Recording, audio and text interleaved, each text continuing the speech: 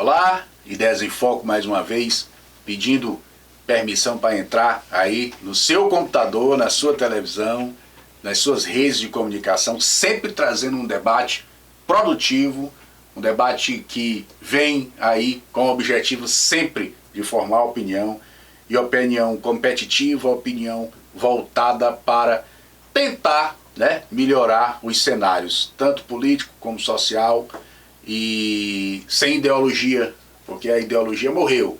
O que realmente pode impulsionar a melhoria das sociedades é exatamente o debate em cima das gestões e dos conceitos políticos produtivos.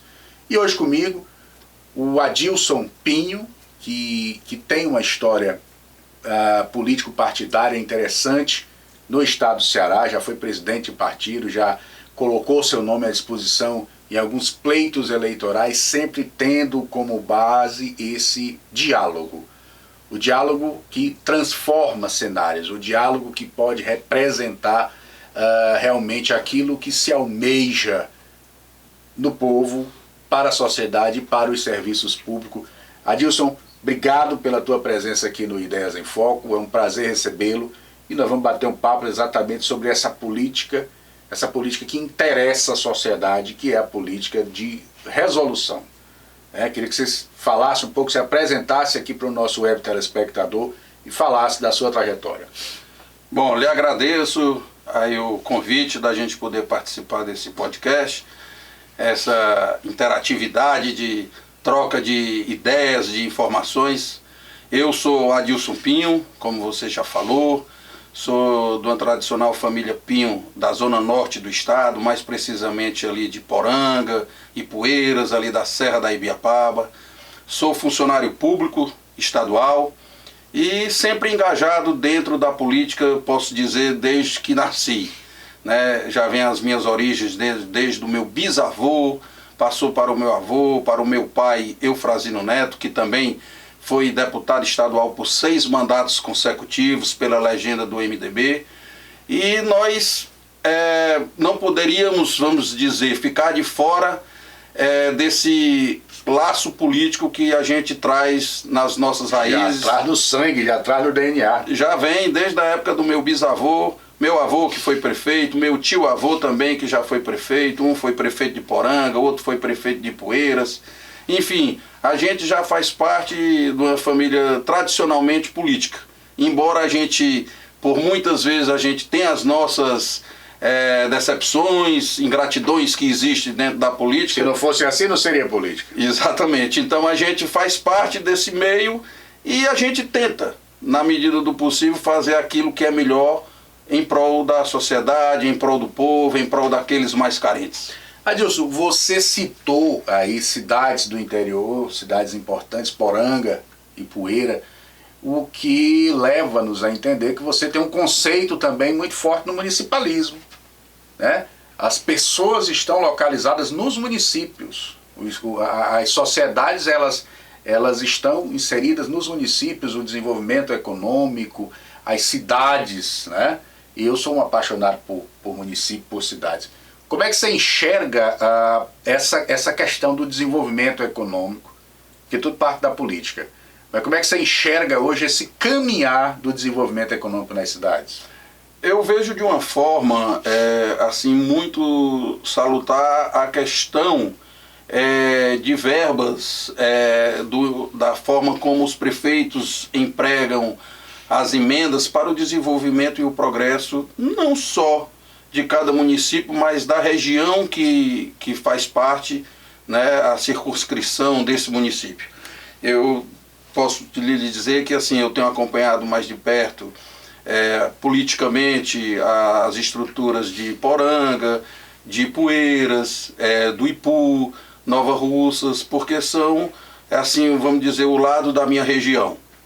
E são cidades que você tem uma identificação política e até familiar. Isso, tanto política como familiar, como por exemplo, eu, desde a minha primeira vez eu fui, meu título de eleitor foi tirado pela primeira vez aos 18 anos na cidade de Poranga, já fui candidato a vice-prefeito na cidade de Ipueiras, como você falou anteriormente também, já fui presidente estadual aqui do partido PROS, né? Também saí candidato a deputado federal e também já saí candidato a vereador aqui na capital.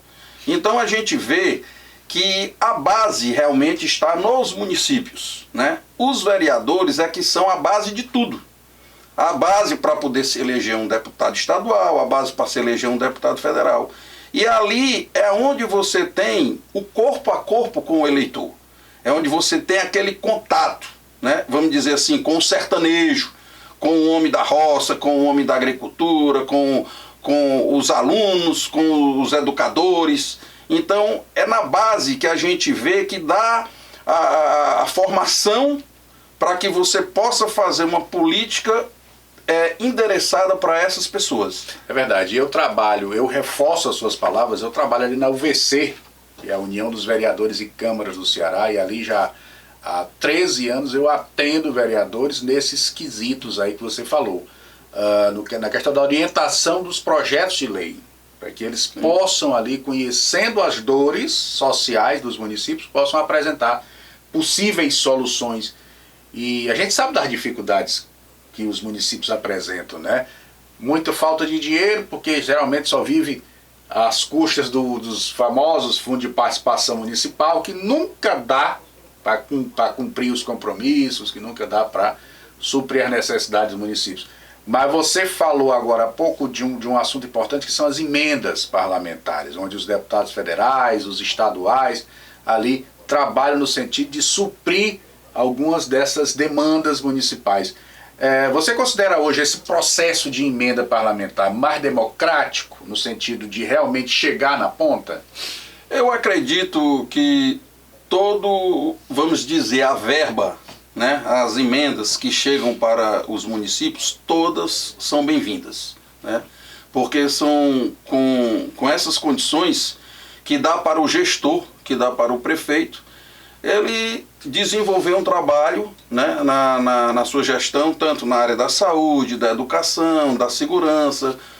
E é através dessas emendas que eu vejo que o prefeito ele tem condições de fazer com que alavanque o progresso do seu município, que faça com que aquela economia gire lá dentro, seja na construção de creches, seja em medicações para o hospital, na contratação, novos tratamentos, aquisição de aparelhos que às vezes muitos municípios, esses mais longínquos aqui da capital, não têm.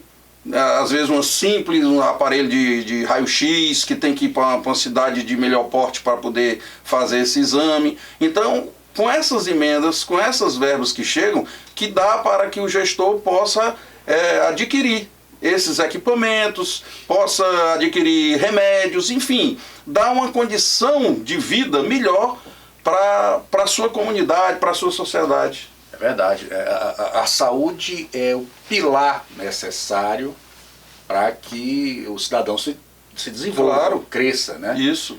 Nos últimos anos foram construídos alguns hospitais regionais, Sobral, Juazeiro, Xaramubim, enfim, em alguns municípios. Nesses municípios polos foram construídos alguns hospitais regionais, uma medida importantíssima, porque visa descentralizar a questão da saúde pública.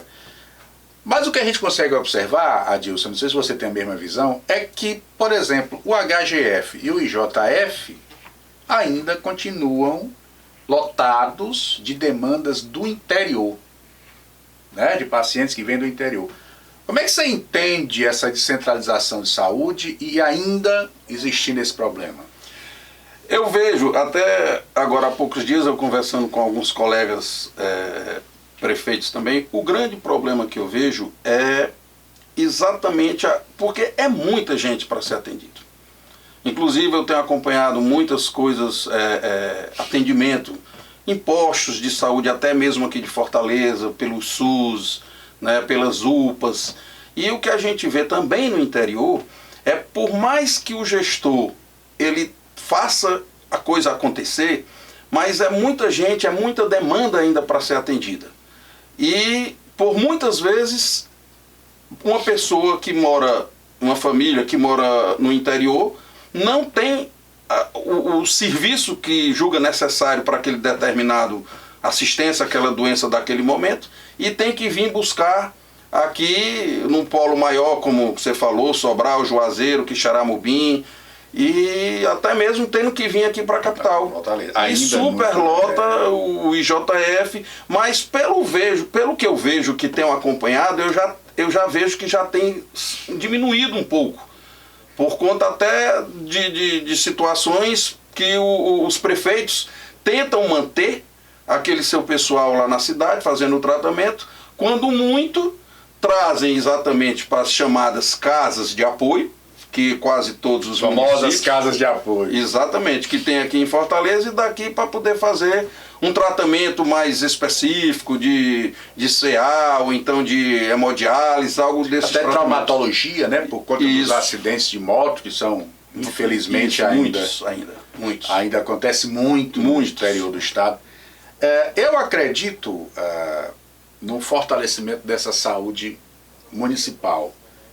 As emendas e até outros orçamentos públicos poderiam chegar nos próprios hospitais municipais, que ainda existe nos municípios. A estrutura local precisaria ser fortalecida para que cada vez mais diminuísse essa história do paciente vir para cá. Porque, veja, saindo do município do Ipu, do Quixaramubim, vindo ainda para Fortaleza, tendo que vir para Fortaleza, muitos pacientes desses morrem. Dentro da ambulância. Dentro da ambulância. Verdade. Né? Aconteceu uns anos atrás casos ali vindo do Itapajé, que é aqui perto da cidade de Fortaleza, mas muitos pacientes vindo do Itapajé para Fortaleza que morreram nesse translado. Isso. Né? Então, veja, uma política de fortalecimento dos hospitais municipais poderia ajudar.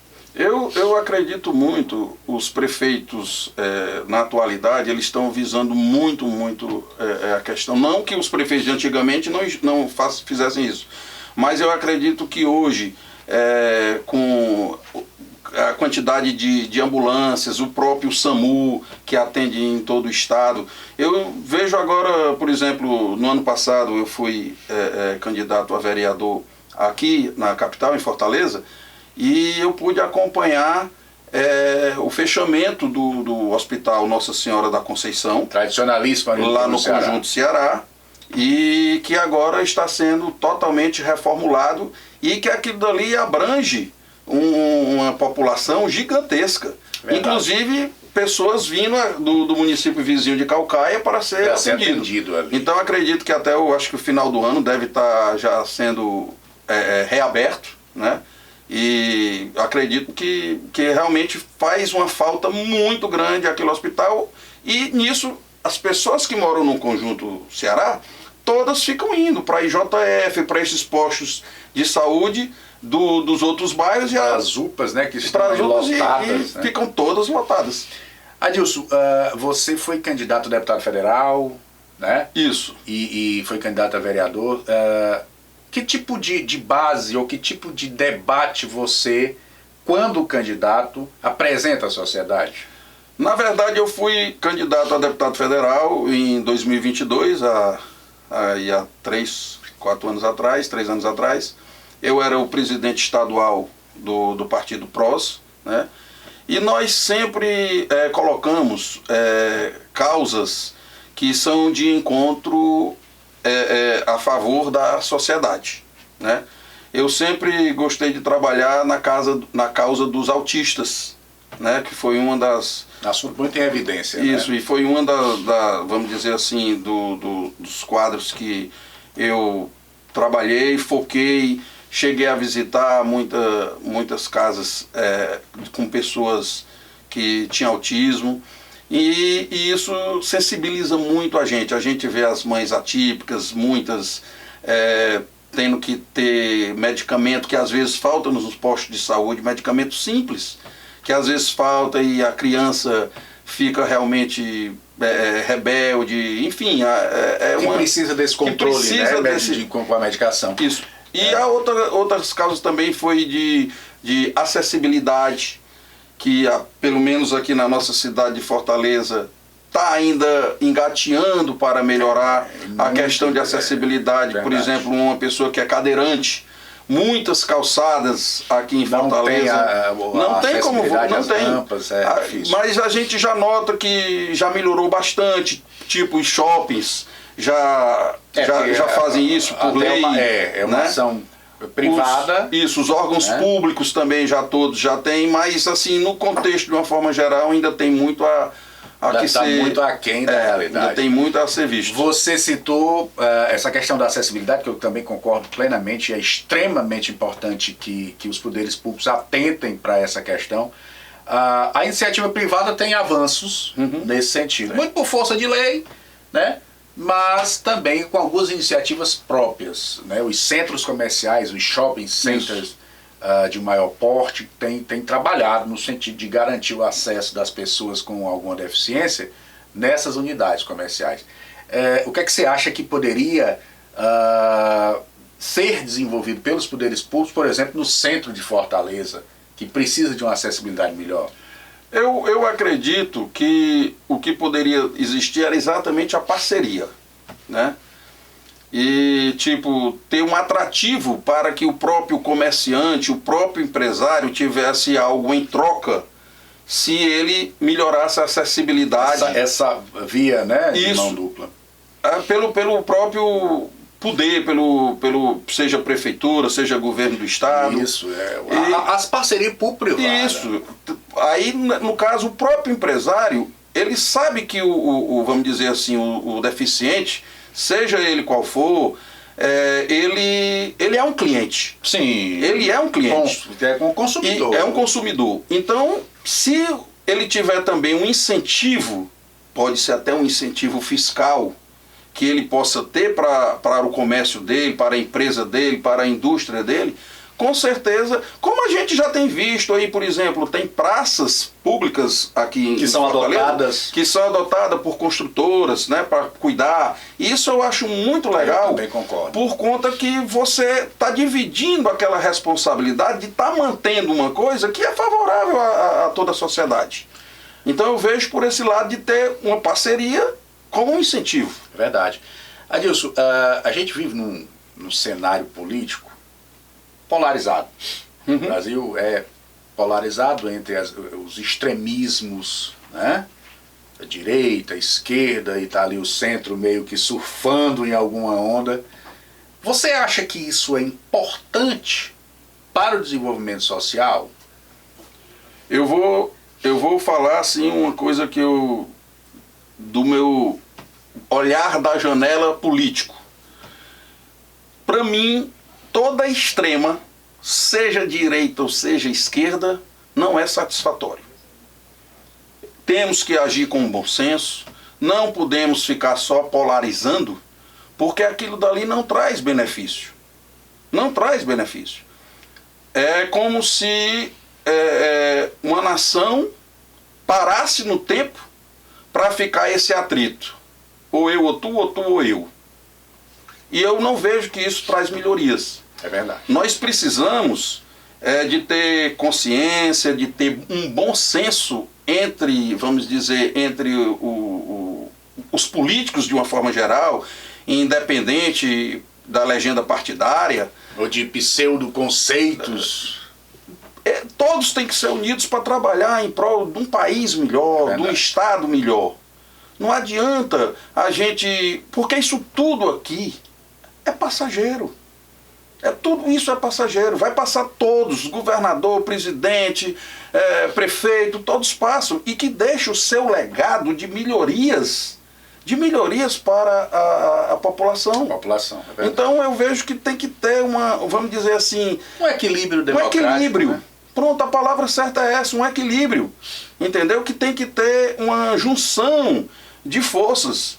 E eu sempre penso de uma forma do seguinte: durante o período político você está naquela guerra política, atrás de votos, né?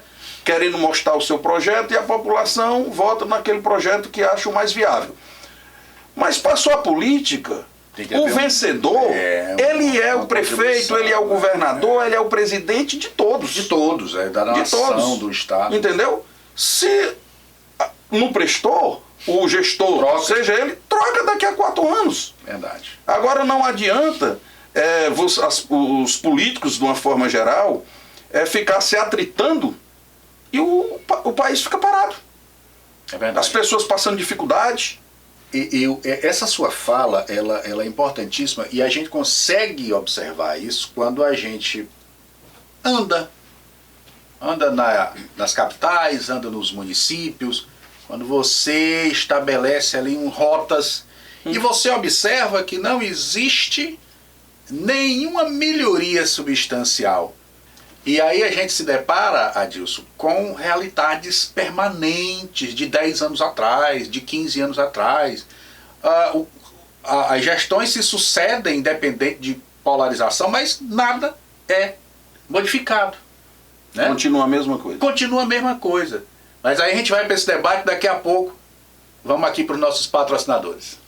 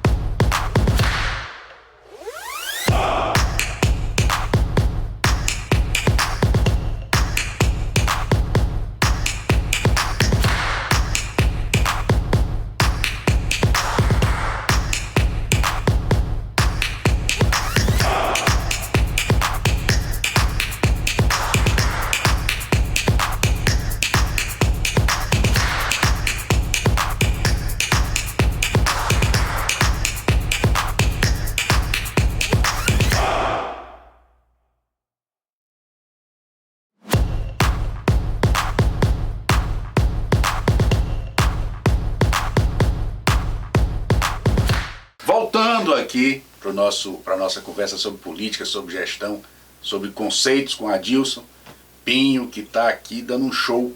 Ele que tem a experiência, inclusive, de ter sido presidente de partido, o que não é nada fácil. Adilson, essa questão estrutural das cidades, que não muda, que não modifica, que as gestões se atacam, né? As campanhas se atacam, eu fiz, você não fez, sabe? Nesse último pleito eleitoral nós tivemos verdadeiras guerras de discursos. E para mim, como jornalista e como profissional de marketing, discursos vazios, que não interferiram em momento algum nas questões reais que interferem nas comunidades. O que eu vejo, assim, te falando bem francamente pelo que eu percebo, a questão não só no nosso estado, mas no Brasil, são duas coisas.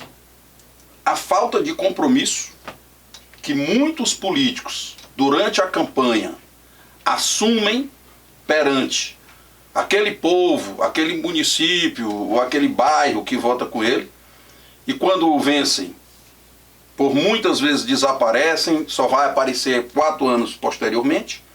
E a questão também da impunidade. É verdade. Porque leis nós temos no Brasil. Não é falta de lei, não. Não é falta de lei. Tudo bem que algumas leis podem estar capengas, têm que ser reformuladas, mas existem leis. É uma coisa que a gente fica a pensar e por muitas vezes se torna revoltante para o povo de uma forma geral. Digamos que um prefeito cometeu uma irregularidade e ele é punido. Por muitas vezes, eu acho que 95% das vezes, ele permanece no cargo de prefeito, termina o seu mandato e só vai ser de liminar, e só vai ser julgado 10, 15 anos depois. Muitos até morreram. Muitos já até faleceram. E ficam as sucessões familiares. O que eu vejo é que, eu não sei se seria o próprio TRE, o STE, enfim, esse pessoal que é da parte eleitoral, que faça cumprir se o prefeito errou naquele momento, ele teria que ser punido naquele momento. E os julgamentos em tempo hábil, exatamente, né? O julgamento ser imediato. Porque aí, se ele está fazendo uma coisa errada, que não se permita que ele continue naquele erro e que o outro gestor, ou vice, outro que assuma, possa fazer uma reformulação do que estava errado para fazer o certo. E é o que mais a gente se depara. Existem municípios, e você também é um municipalista, você sabe disso, que existem sucessões eternas dos seus gestores, que colocam sua família, que depois colocam uma pessoa da sua extrema confiança, e se essa pessoa trai, ele tira, e fica aquela manobra política na cidade, e o povo ainda passando fome. Isso daí era o que antigamente se chamava o curral eleitoral. Curral eleitoral, né? Que ainda existe. Mas eu acredito que já tenha, assim, bastante, pelo menos, eu acredito aqui que no nosso estado do Ceará já melhorou muito. Porque a gente quer que realmente tenha renovação, né? Pode-se agregar a essas pessoas jovens que assumem uma vereança, um cargo de prefeito ou de deputado, agregar com a experiência de pessoas do passado. Isso é salutar, né? Experiências que caibam dentro dos projetos, né? Dentro daqueles municípios que realmente possam desenvolver algo melhor. Mas eu acredito que também, se ficar sempre naquele grupinho, nunca vai ter uma melhora, um desenvolvimento, um progresso para o município. Eu conheço municípios, meu irmão, que os cabos ataia voto, como a gente diz no interior, como ataia boi. O cabo está ali no período eleitoral, sai uma candidatura adversária de quem está no poder. O adversário, o outro lado, não pode ir em determinada povoado, determinado bairro do município, porque tem lá acaba guardando os votos, como se guarda boi. Verdade. É incrível como isso ainda acontece em algumas cidades, né? E esse processo de renovação que eu defendo, como você, ele acontece de forma gradativa, mas ainda está muito empancado. Como eu te disse, eu trabalho ali na UVC e em um determinado período eleitoral a gente conseguiu ter uma renovação de mais de 80% de vereadores nos municípios. Muito por essa revolta do povo que vê muitas vezes uma Câmara Municipal que não opera, né?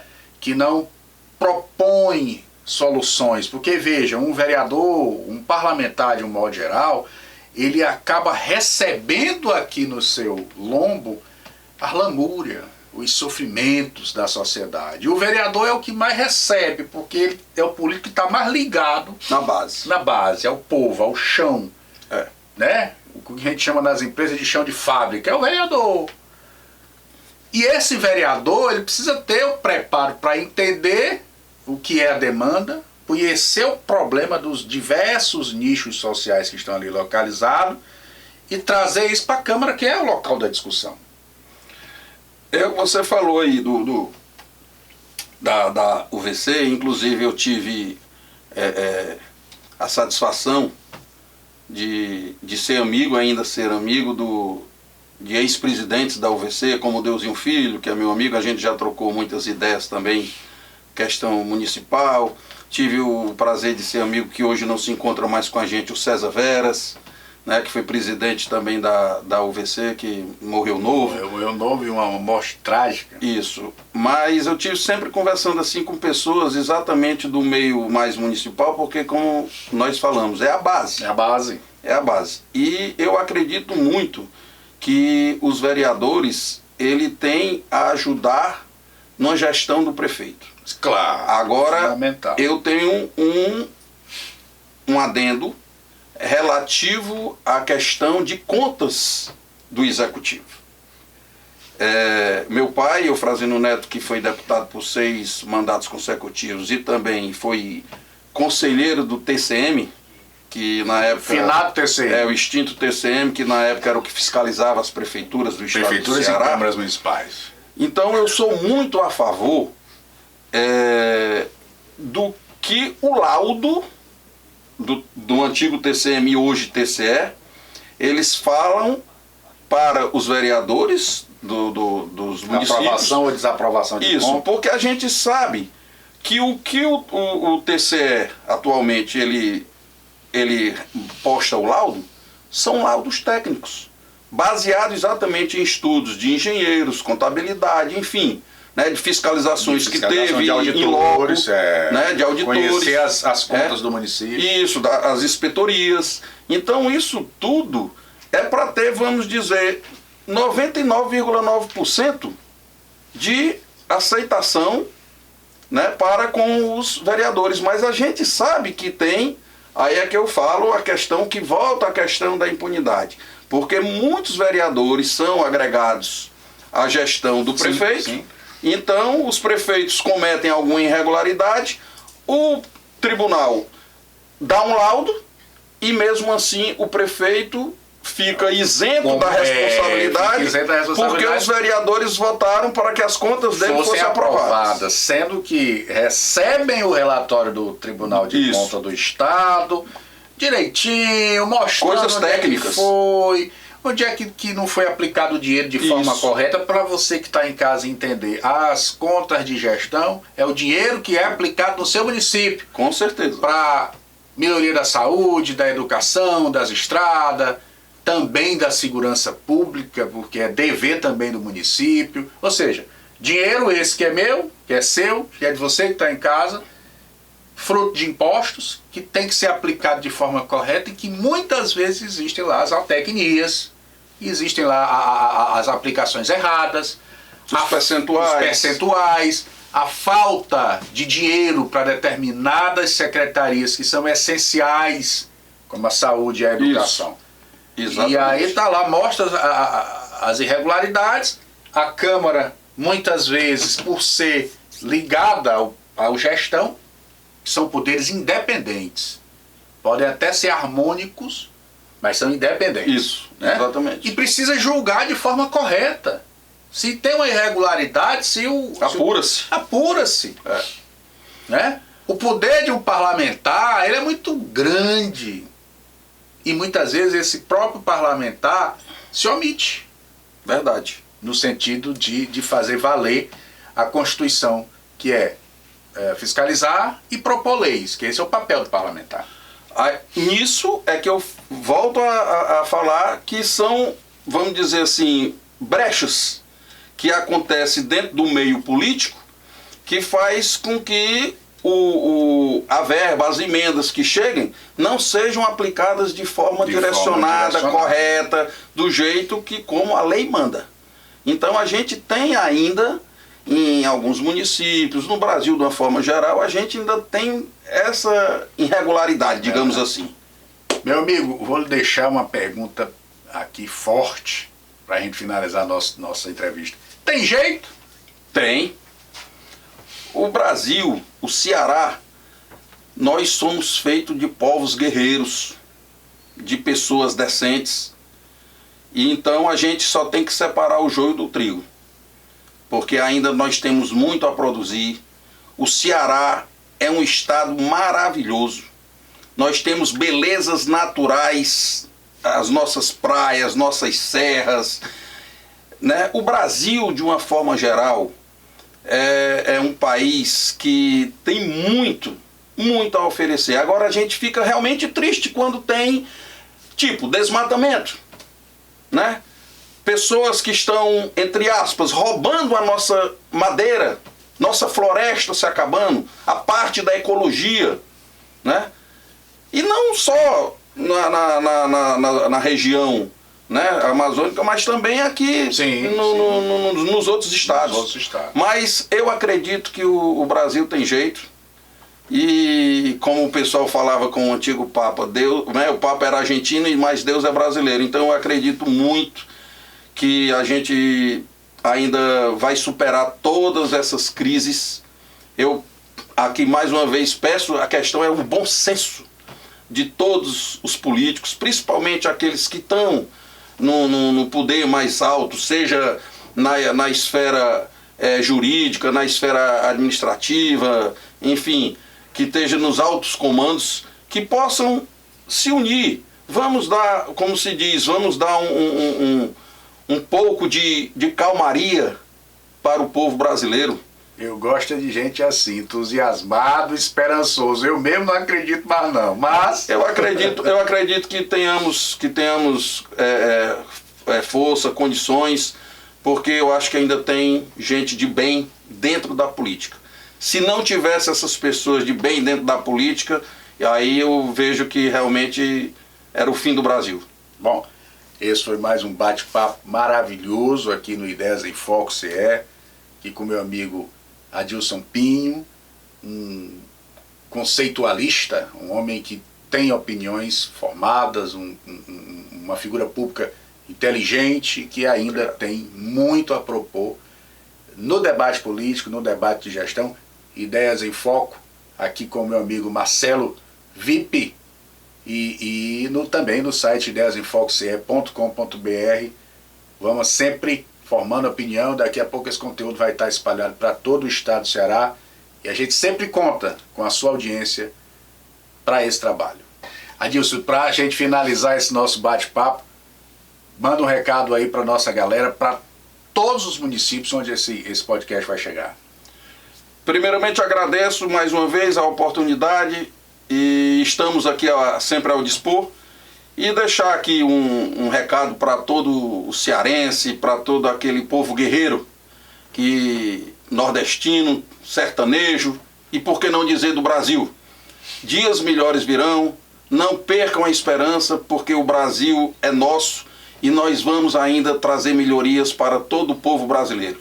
Um forte abraço, que Deus abençoe a todos.